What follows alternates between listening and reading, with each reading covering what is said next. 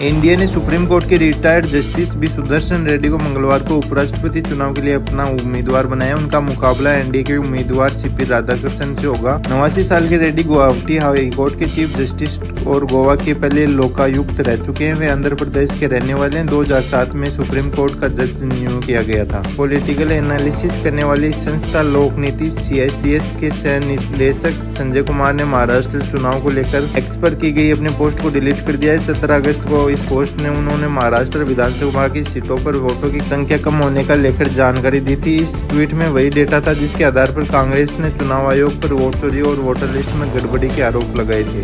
कुमार ने post delete करने के बाद माफी भी मांगी। उनका कहना है कि उनकी टीम ने आंकड़ों का गलत विश्लेषण कर दिया था। संजय ने एक्स पर लिखा, मैं महाराष्ट्र चुनावों से संबंधित ट्वीट्स के लिए ईमानदारी से माफी मांगता हूं। 2024 के लोकसभा और विधानसभा डेटा की तुलना में सृष्टि हुई। हमारी टीम ने डेटा का गलत तरीके से पढ़ लिया। ट्वीट को हटा दिया गया है। मेरा गलत सूचना फैलाने का कोई इरादा नहीं था। महाराष्ट्र के कई जिलों में मंगलवार को तेज बारिश जारी है। पिछले 2 दिनों में बारिश से जुड़े हादसों में 6 लोगों की मौत हो चुकी है। अगले 48 घंटों में मुंबई, ठाणे, रायगढ़, रत्नागिरी और सिंधुदुर्ग जिले में रेड अलर्ट है। बीते 2 दिन में 14 लोगों की मौत हो चुकी है। मुख्यमंत्री देवेंद्र फडणवीस ने बताया कि सेना रेस्क्यू में जुटी है। करीब 500 लोगों का रेस्क्यू किया गया। मुंबई में करीब 300 mm बारिश हुई है। मीठी नदी का जल स्तर घट रहा है। हालांकि अभी भी कई इलाकों में अलर्ट है। इसरो दुनिया के सबसे बड़े रॉकेट्स में से एक बनाने की तैयारी कर रहा है। इसरो चीफ वी नारायण ने मंगलवार को हैदराबाद यूनिवर्सिटी के दीक्षांत समारोह में बताया कि स्पेस एजेंसी 40 मंजिला इमारत जितना ऊंचा रॉकेट बना रहा है। यह रॉकेट लो अर्थ ऑर्बिट में 7500 किलो यानी 75 टन वजन ले जाने में सक्षम होगा।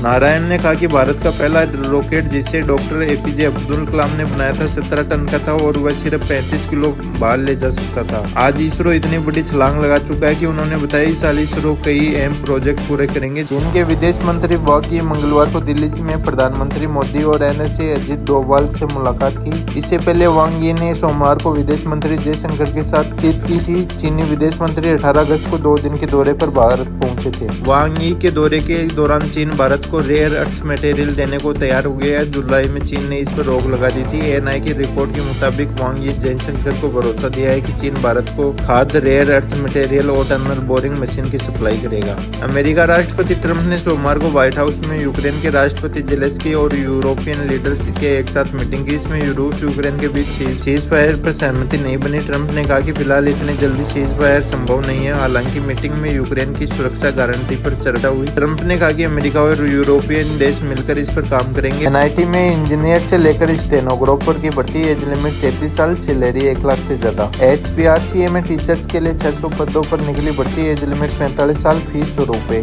अगर आपको भी डेली न्यूज सबसे पहले देखनी है तो हमारे चैनल को सब्सक्राइब